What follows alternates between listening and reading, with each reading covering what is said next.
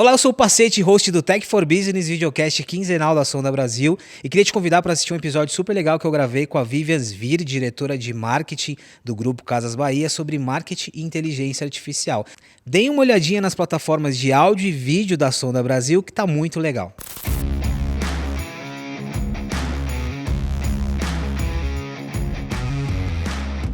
Olá pessoal, bem-vindos a mais um episódio do Tech for Business, um videocast quinzenal apresentado pela Sonda. Eu sou o Pacete e hoje o nosso episódio fala de um tema que eu sou apaixonado além da tecnologia, que é marketing, experiência e consumidores. E hoje eu recebo a Vivian Svir, ela é diretora de marketing do Grupo Casas Bahia. Ela já navegou no mundo de fintech, setor financeiro, onde tem muito dado, muita inteligência, muita tecnologia, e agora está no retail, que é um setor também muito movimentado e que vive uma transformação relevante. Vi, Vivi já virou Vi. Obrigado pela presença, bem-vinda. E acho muito legal juntar esses dois mundos, do marketing com a tecnologia. Aí eu que te agradeço o convite, estou muito feliz de poder bater esse papo com você, falar de varejo, falar de segmentos financeiros e principalmente de IA, de dados e tecnologia, tudo misturado nesse movimento que está acontecendo agora, né?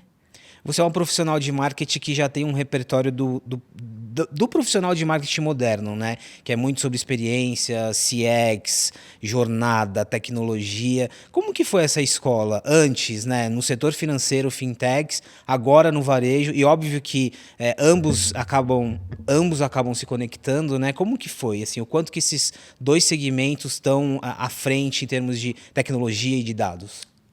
Acho que o segmento financeiro, pelo modelo, né, de negócio, que você precisa oferecer produtos de crédito para o cliente, você precisa ser assertivo nessa concessão de crédito, você precisa entender o perfil desse cliente para poder fazer a melhor oferta que seja condizente com ele, que não vá fazer ele se super endividar. Então, tem um ecossistema, né, que envolve ali vários dados, várias premissas de negócio, de favorabilidade do cliente, que você precisa concatenar para poder fazer uma oferta assertiva e garantir que o seu cliente tenha o seu melhor produto.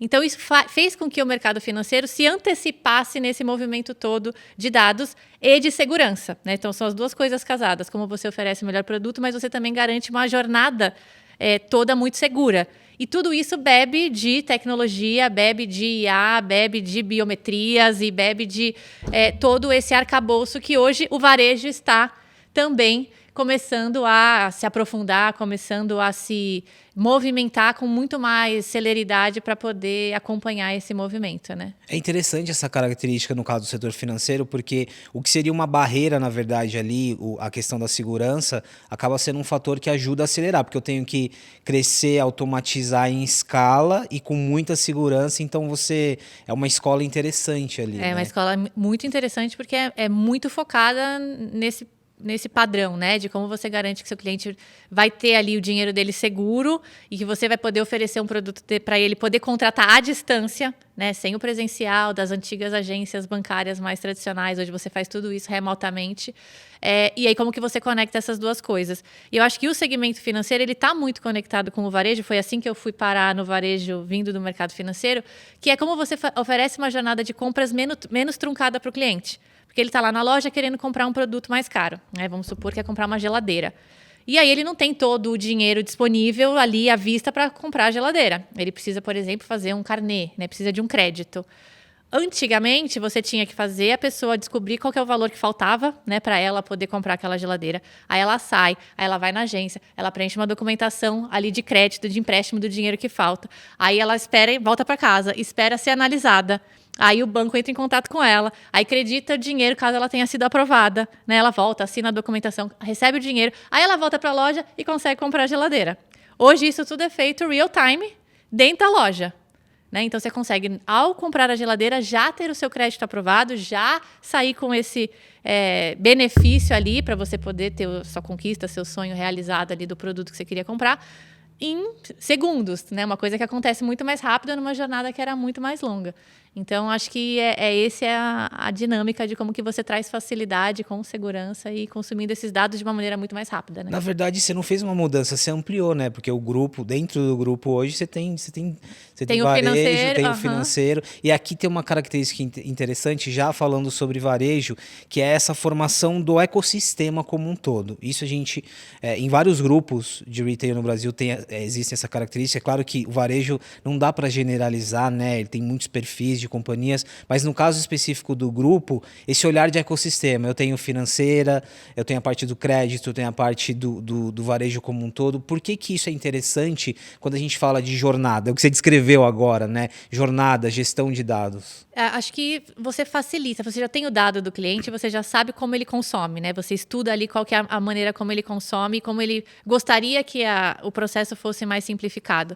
E aí você tem todas as possibilidades de simplificar. Porque você está com os dados dentro de casa, a segurança fica sob o seu controle, você não está terceirizando, né? Que nós vamos falar um pouquinho também de terceirização, um processo que é core para você, né? E isso está dentro do seu ecossistema que você montou, que você garante toda a qualidade dele, né? Então você tem certeza que você está oferecendo o melhor, da maneira mais segura, dentro das suas premissas que param de pé para o seu negócio, de rentabilidade, e que também agradam o seu cliente com todos os dados que você tem de pesquisa, enfim, e garante que a jornada não seja truncada. Então, acho que por isso que as empresas estão caminhando para esse ecossistema quando são segmentos muito integrados como é o nosso, né? O varejo está muito intrínseco com produtos financeiros. Você precisa do cartão de crédito, você precisa do carnê, muitas vezes, para fazer aquisição de produtos que têm um ticket mais alto.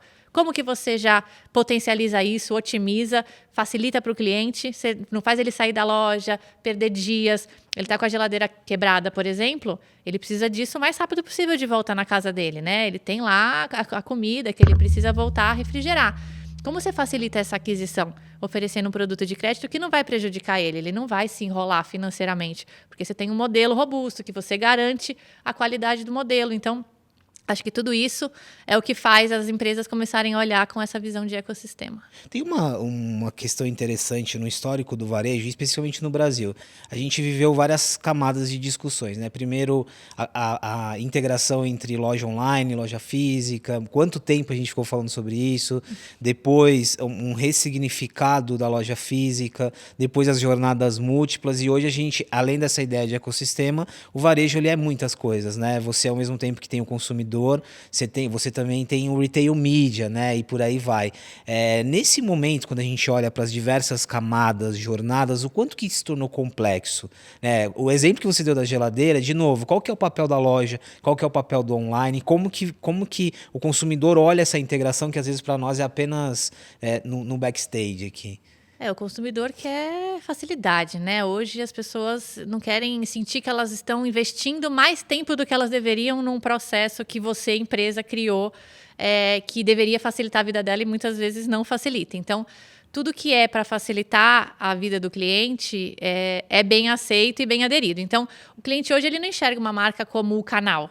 Eu tenho a marca X no aplicativo e a marca X na loja física. É a marca. Né? Eu quero comprar um produto dela. Se o canal que eu escolher é o que é mais conveniente para mim, né? Não o que é mais conveniente para a empresa. Então, para ele é transparente. É que para a gente, do lado da empresa, a gente sabe o quanto que é difícil as divisões operacionais, técnicas, de dados, de consumo dessa informação. Mas para o cliente isso tem que ser transparente e ele não leva em consideração para ele essas dificuldades que a empresa tem de operacionalizar essa omnicanalidade real, né? Que é o grande desafio que há tantos anos vem se discutindo. Isso é interessante e isso é um ponto muito sensível na relação com o consumidor, né? Porque não importa se eu estou falando com Casas Bahia no app, se foi na loja, ou se começou na loja e vai para o app, vai para o site, não importa. Não importa. E aqui ilustra um pouco o desafio de você e da tua área como o marketing aqui como um todo. Como que você alinha jornada com tom de voz, com comunicação. E aí aqui a pergunta é, o uso, como você faz o uso do dado para conseguir, não só a integração, é mais do que a integração, conseguir ter esse mesmo tom de voz, conseguir entender as jornadas e estar no momento certo. Olha, essa acho que é a pergunta mais capciosa e aonde a gente tem dedicado mais tempo, porque você pega uma marca que tem atuação em nível nacional, você tem que falar em todas as regiões do país ao mesmo tempo. Mais uma complexidade. Mais uma complexidade. E toda essa jornada, né, de produto, seja financeiro, seja mercantil, enfim.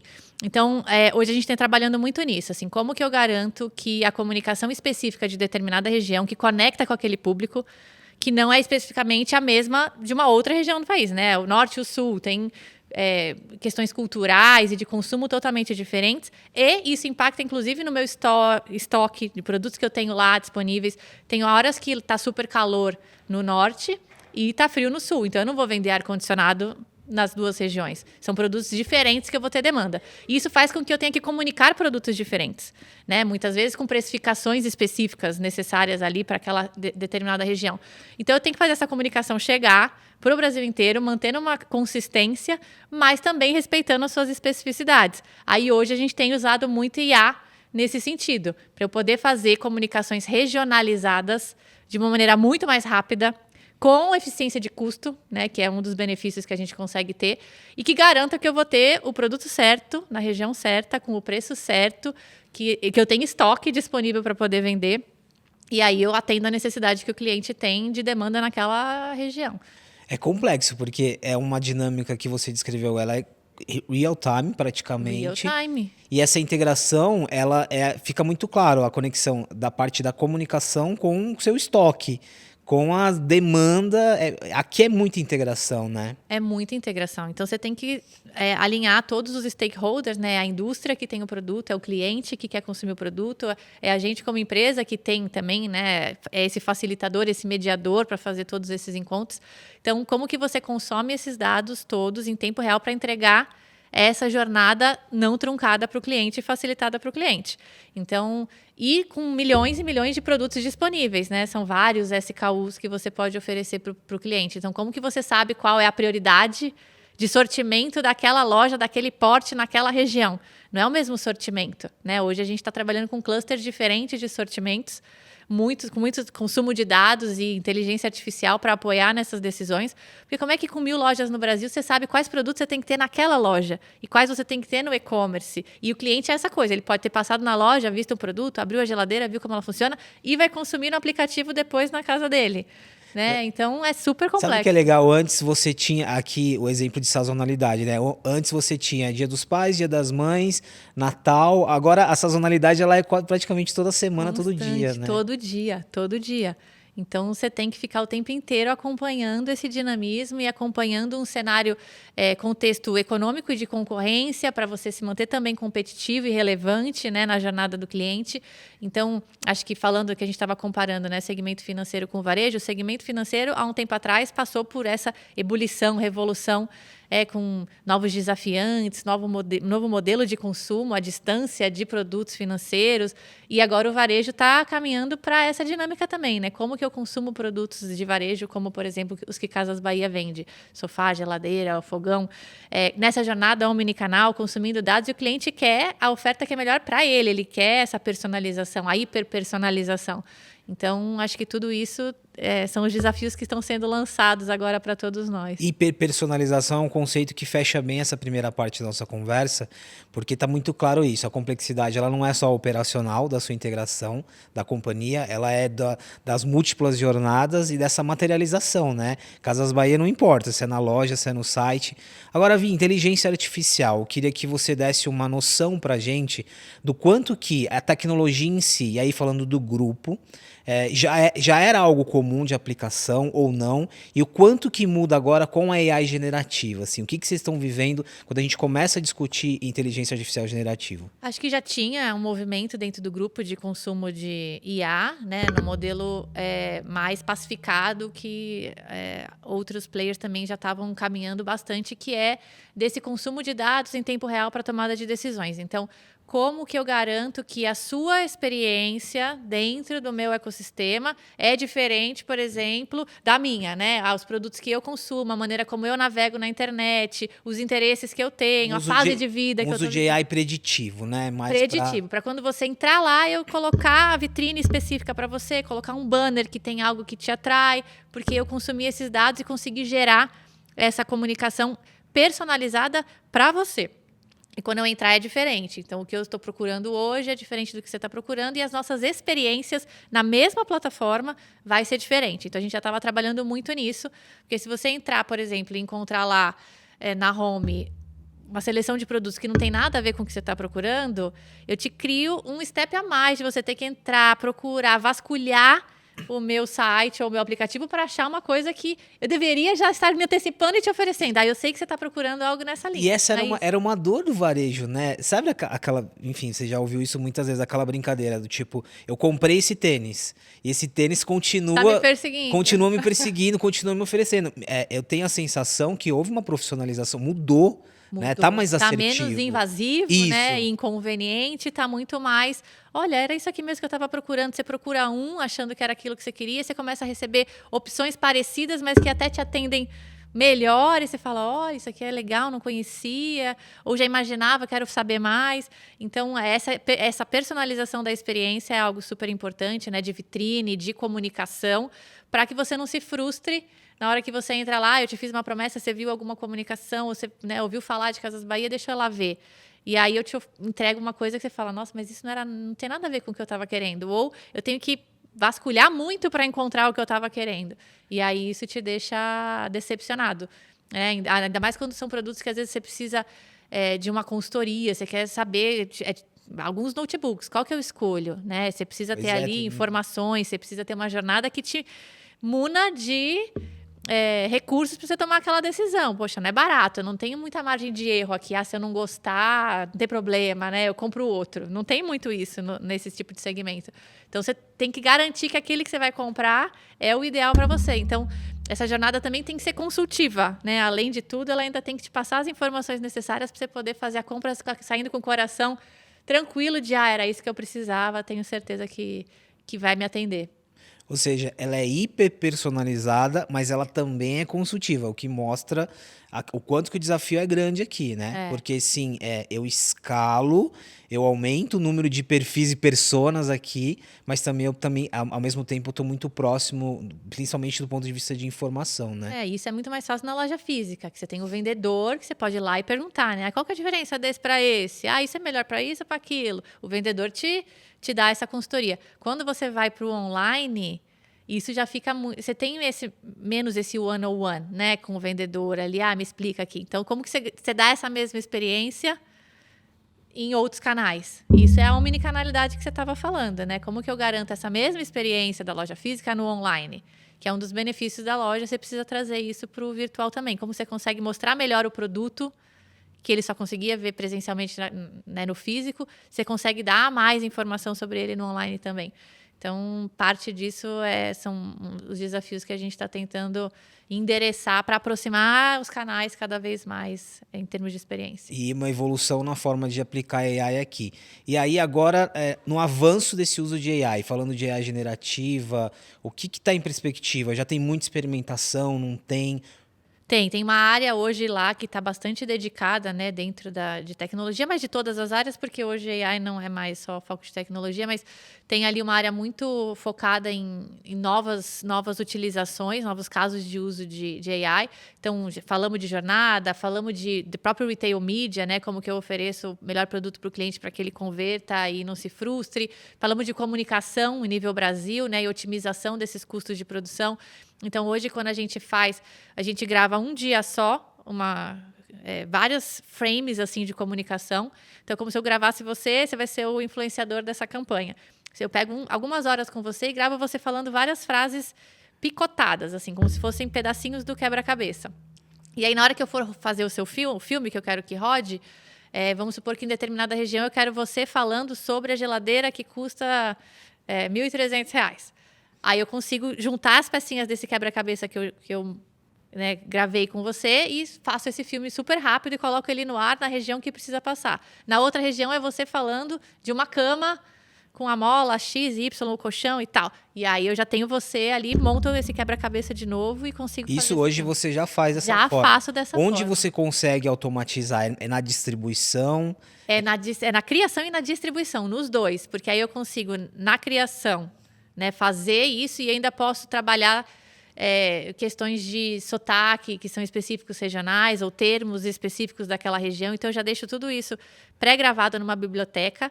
E aí, eu tenho uma plataforma que eu consigo entrar e montar esse filme em segundos. É coisa de, literalmente, 10 minutos ele está pronto para ir para o ar. Coisa que, há um tempo atrás, eu tinha que abrir câmera de novo com você, se fosse o caso de você ser meu influenciador, gravar exatamente como eu quero, fazer toda a pós-produção, fechar esse filme, e aí, depois de alguns dias, eu teria esse Que é um filme para custo rodar. enorme, né? A gente sabe o quanto que uma Custo locação enorme. é. Então, você tem uma eficiência financeira muito grande. E depois a distribuição disso, porque eu já tenho essa plataforma plugada nas principais emissoras, ou canais, até tem canais online também já plugados, e aí eu consigo subir esse filme, esse vídeo, nessas emissoras ou nessas outras plataformas. E aí eu distribuo isso também de uma maneira muito rápida. Então isso já é realidade. Agora, viu, realidade. uma pergunta que está sempre associada. Daqui a pouco eu vou avançar um pouco mais no. Até imaginar alguns cenários possíveis quando a gente fala de AI e varejo, mas nesse caso, tem um ponto crítico, às vezes, que é: mas tá bom, você está falando de hiper-personalização, aqui tá claro que você segmenta muito,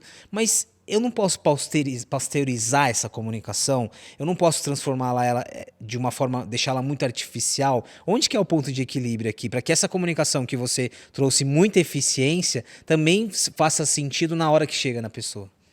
Eu acho que ela é menos pasteurizada quando ela é assim, porque ela é tailor-made para a necessidade do cliente, né? A gente está tentando se aproximar cada vez mais de conseguir atacar exatamente a necessidade que o cliente tem naquela região ou, enfim, qualquer lugar que ele esteja para consumir aquele produto. Então, isso vale também para uma jornada, por exemplo, de comunicação direta com o cliente via CRM. Hoje a gente está avançando, aí você está perguntando, né, o que já tem feito e o que estamos prevendo para frente. Dentro do ecossistema de CRM, do consumo de dados em real time, das minhas audiências, das segmentações possíveis, as modelagens todas, como que a própria inteligência artificial consegue prever qual é a sua próxima melhor oferta, né? O que você gostaria de consumir. Qual é a maneira de eu me comunicar? Qual é o melhor canal para eu falar com você? Você prefere o WhatsApp? Você gosta mais de push no aplicativo? Você prefere receber um e-mail com mais detalhes daquele produto que eu quero te oferecer? E qual o melhor horário para eu te abordar? Então, tudo isso hoje é feito de uma maneira automatizada, mas ainda não a ferramenta monta a comunicação sozinha e te manda, né? Então, a gente está caminhando para isso, para dentro da própria ferramenta que a gente tem de CRM, já conseguir prever, né, toda essa demanda de determinados produtos, enfim, e montar a comunicação e disparar a comunicação. Então, você já deixa a inteligência artificial trabalhar no consumo dos dados, nas audiências, consumindo desses modelos todos que já tem embarcados.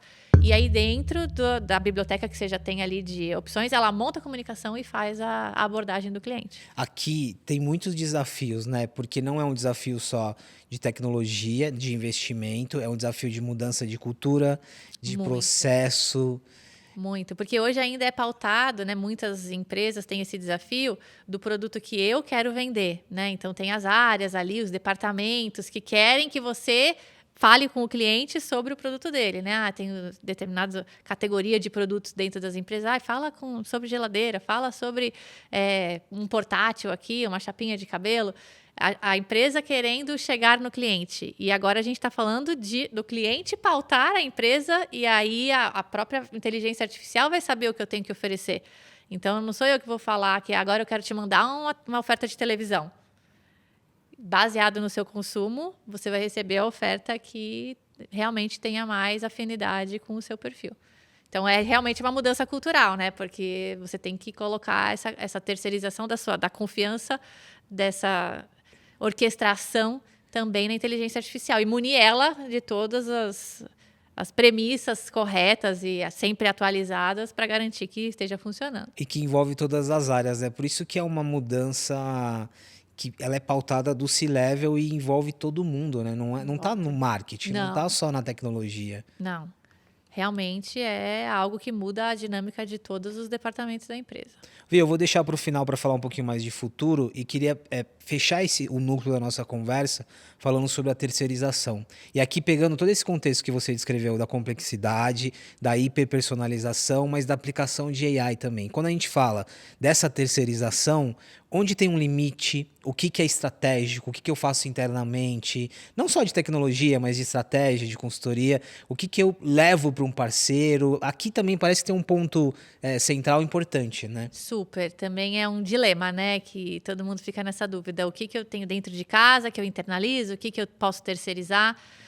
Mas eu acho que o principal critério, né, para essa seleção é o que é o core do seu negócio, aquilo que é o coração indispensável do seu negócio, que é o seu foco, que você não pode tirar o olho, e o que é algo que você precisa de especialistas, que não são necessariamente dentro da empresa, porque você precisa acelerar um processo, você precisa dinamizar, você precisa gerar uma eficiência, uma otimização. Então, acho que é basicamente essa divisão. Você vai facilitar uma jornada, né, economizando etapas para o cliente, você já vai oferecer o produto correto, você terceiriza isso para um BPO de AI, enfim, é viável de você fazer. Agora, algo que é mais estratégico, centro do teu negócio, você faz dentro de casa. Então, por exemplo, no nosso caso aqui, estratégias de precificação, que hoje dá para usar bastante inteligência artificial para fazer toda essa orquestração de precificação. Qual é a melhor precificação de determinado produto, de acordo com a demanda, com o estoque, com o mercado, e tudo várias premissas. É interessante que isso fique dentro de casa, porque é o core do negócio, né? Da rentabilidade e tal. Então, isso fica internamente. Uma facilitação de comunicação, como a gente estava falando, de você fazer mais rápido, com menos custo, é possível de terceirizar. Então, eu acho que é essa equalização que a gente tem que fazer. No caso, esse exemplo da precificação que você deu, ou qualquer outro de algo relacionado ao core, tem casos em que vocês precisaram desenvolver a tecnologia ali internamente? Sim, sim. Esse é um exemplo exatamente disso. Porque é algo que é estratégico, né? Você não consegue passar isso para nenhum parceiro. É a maneira como você precifica o seu produto, quais são os indicadores que você leva em consideração, enfim. Então, é bastante central e nevrálgico para o negócio. Então, isso é legal que seja interno mesmo. Isso é importante porque mostra que uma empresa de varejo hoje não é só uma empresa de varejo, né? É uma tech, assim, as empresas se tornando empresas de tecnologia. Com certeza, com certeza. De tecnologia, de logística, né? Eu acho que você embarca várias coisas, porque você precisa ter esse consumo de dados e essa criação de novos produtos e de, como a gente estava falando aqui, né? Inteligência artificial, enfim. E aí você precisa entregar isso rápido para o cliente, você precisa atender essas demandas, como a gente falou, em nível nacional, né? Respeitando ali as características de cada parte do país, enfim. Então, você precisa... O varejo, ele está cada vez com uma abrangência mais ampliada, oferecendo os produtos de crédito para facilitar o acesso. E o que surgir por aí, né? E o que surgir por aí. Ouvi, aproveitando para a gente fechar e falando um pouco de cenários futuros, eu gosto muito de dar... A gente sempre acaba falando bastante da China aqui, né? No ano passado eu tive a experiência de ir para a China e olhar algumas operações de live commerce, por aí vai, muito uso de AI pelo volume de pessoas ali conectadas e tal. E live commerce é um assunto que a gente sempre falou aqui no Brasil. É claro que o Brasil tem um contexto diferente e várias outras inovações. Agora, juntando AI generativa e os caminhos que o varejo está tomando, né? Quando a gente fala de conteúdo, principalmente as plataformas de vídeos curtos, o tanto que tudo já foi transformado a partir daí. Que cenários você consegue fazer assim para onde a gente caminha? O que vai ser essa forma de consumir produtos e serviços no médio prazo? Eu acho que vai estar cada vez mais embedado na jornada cotidiana das pessoas, né? Assim, eu vejo que as pessoas querem cada vez menos depender de ter que ir num canal para resolver a vida e ter essa experiência dentro do entretenimento que ela já tem. Então, por exemplo, as redes sociais, que é um pouco do que você estava trazendo da China, né? Como que você consome isso dentro de um canal de rede social que você está ali, você achou um produto navegando, né, scrollando ali para cima e para baixo, e você já compra dentro da plataforma sem ter que sair, né? Então, essa experiência cada vez mais intrínseca. Pode ser um game também. Pode ser exatamente, pode ser um game, você está jogando e você vê uma coisa, você não quer sair e ter que consumir em outro lugar. E acho que as pessoas estão querendo um pouco esse movimento, que foi o que a gente comentou sobre os produtos financeiros dentro do varejo. Eu não quero ter que sair e ir para o banco, eu quero já, dentro desse meu movimento de compra, eu conseguir ter o crédito.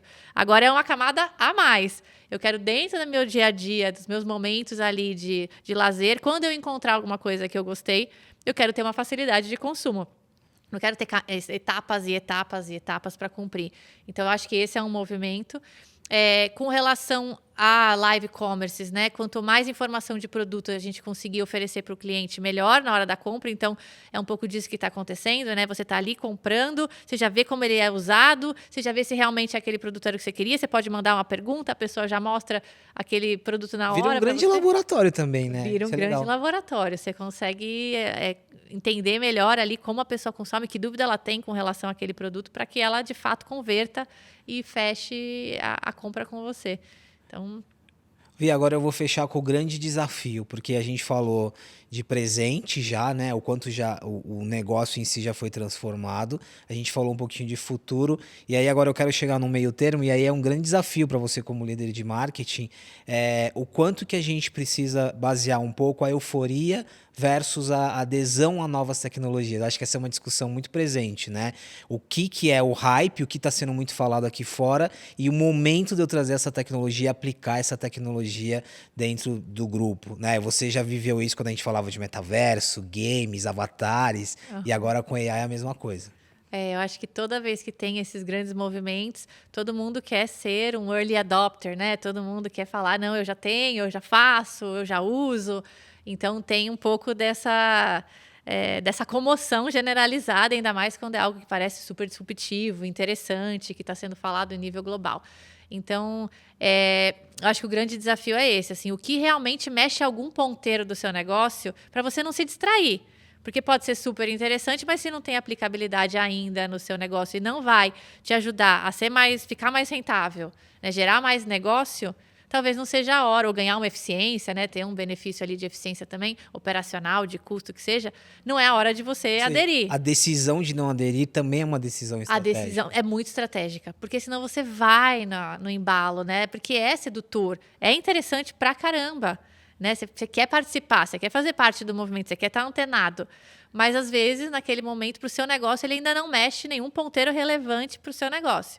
Ou você tem que estressar mais qual é a aplicabilidade que vai mexer, porque provavelmente vai ter uma aplicabilidade que vai mexer. Mas você tem que, talvez, testar dentro de um nível seguro que você garanta que você não está se distraindo, né, com aquele assunto, e discutir mais profundamente para garantir que, quando você for aplicar, você vai aplicar algo que realmente vai fazer a diferença e não vai ser mais uma distração ali para o seu time, né, para a sua liderança, enfim. Eu nunca me esqueço desse exemplo. Há uns 2 anos, mais ou menos, quando falávamos muito sobre avatares, Casas Bahia também com CB, um case muito interessante. A gente falava muito sobre avatares e eu fiz um projeto para uma empresa de retail de moda, e a discussão era: os nossos concorrentes estão com avatares, precisamos ter um avatar. E aí, depois de vários projetos e workshops, não, a gente não precisa ter um avatar. É isso. O nosso negócio nos leva, neste momento, para outro lado. É isso. Legal que a gente estressou, que a gente viu que existia, estudamos e decidimos que para a gente não é essa a prioridade agora. Tem outra prioridade que faz mais sentido. Acho que é exatamente isso. Não é não olhar para o tema e falar, isso deve ser uma moda passageira. Não, calma, parece ter uma coisa interessante. Deixa eu só aprofundar, entender todos os casos de uso, entender tudo que eu tenho na minha empresa e aí decidir, agora, não é daqui a pouco, se mudar tal e tal configuração me atende. Então, eu acho que é a jogada para você não se distrair, senão você fica indo para lá e para cá, né? Ah, tem essa coisa legal, agora tem outra, agora tem outra. E aí você perde um pouco do sem ritmo. contar que além de tudo isso tem o PNL, tem um resultado. Exato. Varejo com, né, metas muito ousadas ali. Então você tá falando com toda essa serenidade, mas a gente sabe que o varejo não é sereno como você. De qualquer forma, Vi, muito obrigado. Acho que a gente abriu só uma caixinha aqui de uma ponta do que é o seu trabalho, o trabalho da sua equipe, mas muito legal trazer um pouco da realidade do marketing e de um grupo de varejo para a nossa conversa aqui de tech. Eu agradeço você pelo convite, adorei estar aqui conversando um pouquinho com você. Vivian Svir, diretora de marketing do Grupo Casas Bahia, muito obrigado. E pessoal, obrigado pela presença em mais um episódio do Tech for Business. É um episódio falando sobre marketing, experiência, inovação e tecnologia. E eu convido você a acompanhar nas principais plataformas de áudio e vídeo o nosso podcast, que está muito legal e trata de vários outros temas. E a gente se encontra no próximo episódio.